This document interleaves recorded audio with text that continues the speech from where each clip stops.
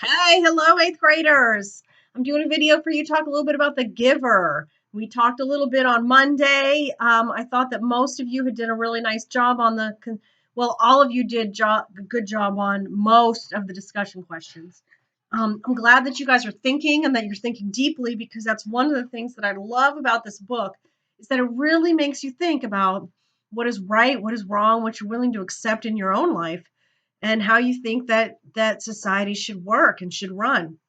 There are a lot of things that we're coming across that are a little bit like, oh, that's a little bit weird. And that's okay, because it is weird. It's a weird book. It's fiction. It's not meant to be believed, and it's not meant to be realistic.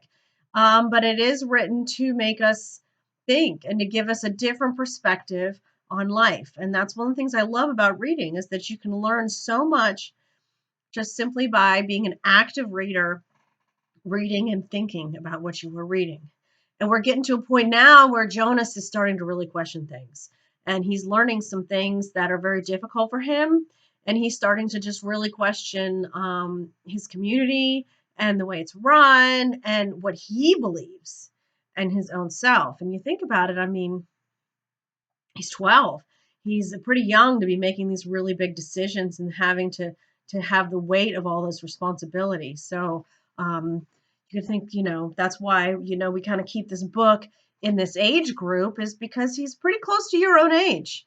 And that way you can identify with him and think to yourself, well, gee, that's a lot for him to deal with, but he's preparing himself for the rest of his life, just like you are preparing yourself for the rest of your life.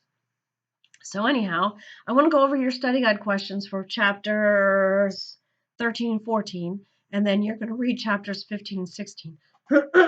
Excuse me.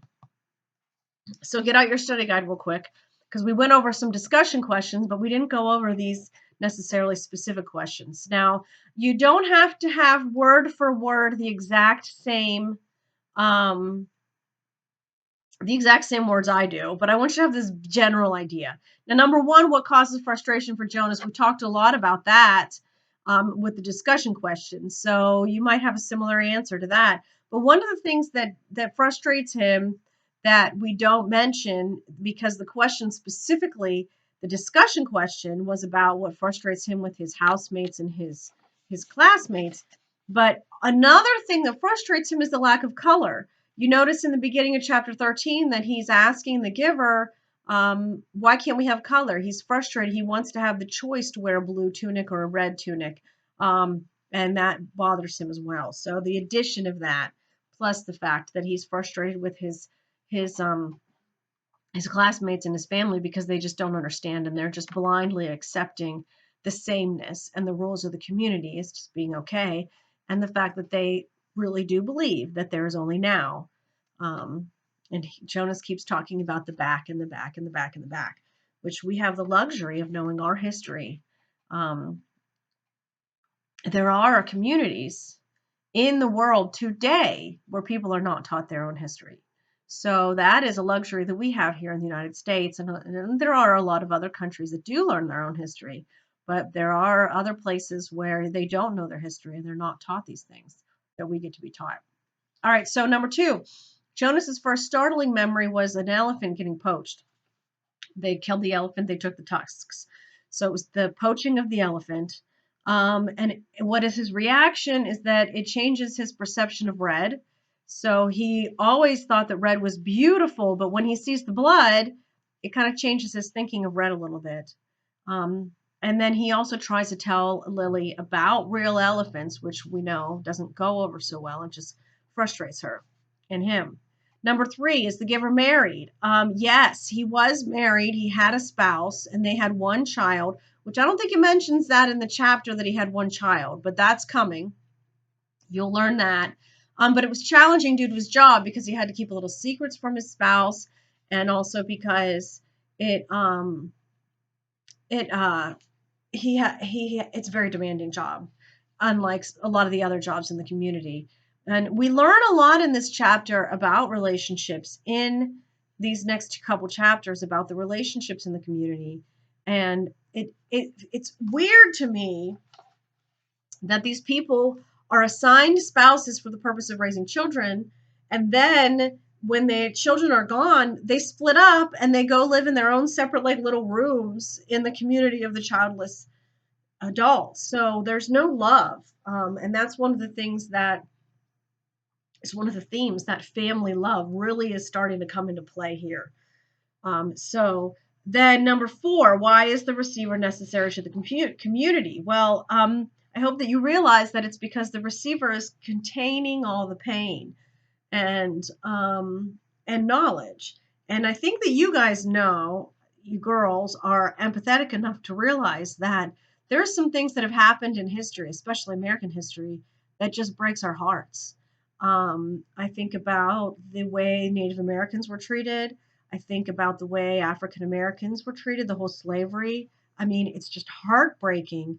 And it does cause you pain when you think about it. I mean, I do when I think about people being mistreated, um, especially the slavery and especially the Native Americans. But and there's a lot of other cases too that really just causes us heartache, especially as Christians. That so they contain this though, but then there's stuff that we learn from that heartache. You know, I mean, when I learned the details of these histories of the United States, it helped me to learn to treat everyone equally. And that is something that you may not necessarily learn if you don't go through the pain of realizing that people have been mistreated and that it's wrong. Anyways, and then also the receiver contains knowledge and wisdom. So he is necessary to the community because he is wise. And he brings up a couple instances where he has been called upon to make decisions. And for example, when they thought that the community should have extra children, and he decided, no, we can't increase the population because we don't want to risk hunger. Um, and then when the airplane flew over, I don't remember if this is in chapter 13 or 14, but then when the airplane flies over and he says, don't shoot it down, because the giver remembers a time when people were hasty to kill each other and it caused a lot of problems. All right. Now the giver has that frustration, of course, that he doesn't get called on as much as he wishes he would. And the elders don't rely on his wisdom as much as they should, or as much as he wishes they did. All right, so number 5, what does Jonas wonder about when he's not with the giver? And one of the key things that he wonders about, and this is going to come into play as we keep reading, he wonders about what lays beyond the borders. He wonders about elsewhere, because nobody knows. They don't leave their communities. And so, at least not regularly. So they don't know what is elsewhere. And it's interesting, and I think it's in chapter 14 when he starts to think about the little twin being released, that at this point, we know what releasing means. We understand that's a final end of their life. But Jonas and the community, they don't think of this way. And when he's thinking of the twin being released, he actually thinks that the twin is sent to elsewhere to live elsewhere. And then he thinks about the elderly person who had been released taking care of and nurturing the baby. And then he realizes that that couldn't happen because the baby requires too much work. But at this point in the story, we understand more about release than Jonas does. And he's going to learn very quickly, very soon, what it really means here in the next couple of chapters. But so it's hard for us to understand why these people in the community aren't bothered by this idea of releasing the twin, but they don't think of it necessarily as the end of that twin's life. They're thinking that twin is being released and sent somewhere else, not killed. But for us, this is horrible, of course, because we believe that life is precious and should be preserved. So the idea of this release of the twin, and that's actually in chapter 14, it's kind of disturbing and it's frustrating because you want to just reach out into this book and tell these people, no, you've got to save that child. And that's one of the things that I think is really good about this book, because it's going to strengthen our convictions in what we truly believe in the godly principle that life is sacred and life is special and must be preserved. So, all right, chapter 14 now. What is the first painful memory? It's the sled accident where Jonas breaks his leg, I think it is, or maybe gets sliced. Anyways, he gets in an accident with the sled, hurts. I think it breaks his leg, but he scratches up his face because he ends up bleeding. Um, and then that hurts him for the rest. Remember, he's not allowed to get any pain medication, so he experiences that pain. So number two, what does he and the giver have? Why? It says what, but it's probably supposed to say why. Why do he and the giver have to hold the painful memories? And it's to protect the others from the pain, but also to gain the wisdom that they learn from this. And that's one of the reasons why we learn history, is so that we can gain the wisdom. So number three, why can't everyone have memories to share? And this would be because they'd be burdened and pained. That's one of these interesting concepts of this book, is that in order to protect everyone from pain and discomfort, they've taken away a lot of these memories. And excuse me, the giver then talks about how the previous receiver had been unsuccessful and had left the community, and all of these memories had been released, and the people didn't know how to handle it, because they're not used to having to handle these things. They live these really superficial lives where everything is very simple, everything is played out for them. It doesn't seem like a very fulfilling life, but it's all they know, and they don't question it. So what's wrong with Gabriel? Number 4 in chapter 14, this is he's not sleeping well. He's everything else is going really well, but he's not sleeping well. And I found it interesting. I kind of got mad at Jonas's mom in this chapter, because when they were talking about releasing Gabriel, and his mom says, "Well, maybe it's just for the best because we're not getting good enough sleep." And you just want to be like, Psh, really, that you would just dispose of a child because you're not getting good enough sleep? Like, you just want to be like, but you have to remember that to her, releasing the child means sending it elsewhere. She doesn't realize that it means ending the life of the child. So they don't think of it in those terms. For us, it's appalling, the idea that you would take a child that's a year and a half old, and just release it because you can't sleep through the night. Like, we would never think of doing something like that. But in this community, this is how brainwashed they are. And that's one of the things that you need to be very, very careful about in your life, and in all of our lives, is that we don't allow propaganda, we don't allow the government, we don't allow the educational system to tell us how to think. It's very important for us to think for ourselves and to be able to intelligently back up our beliefs. All right, so then what happens when the twins are born? One of them must be released. And father says usually it's going to be the smaller of the two. And this frustrates me too, because, we don't like this concept of release, especially the idea of releasing children. And it's like, wait a minute, but the reason they're doing this is because population control. They have a certain number of babies that are allowed to be born within a year. And if you get twins, and especially if they're identical, because it kind of is weird to me, because of this whole concept of sameness, that they want everybody to be the same, but yet they don't want anybody to be identical, because that would just confuse people. So you're not allowed to cause any confusion or discomfort to anyone, which is really bizarre. And it's one of those neat things about this book where I'm just like, this is just crazy. Anyways, so then number 6, how does Jonas comfort Gabriel, and what does he think of this?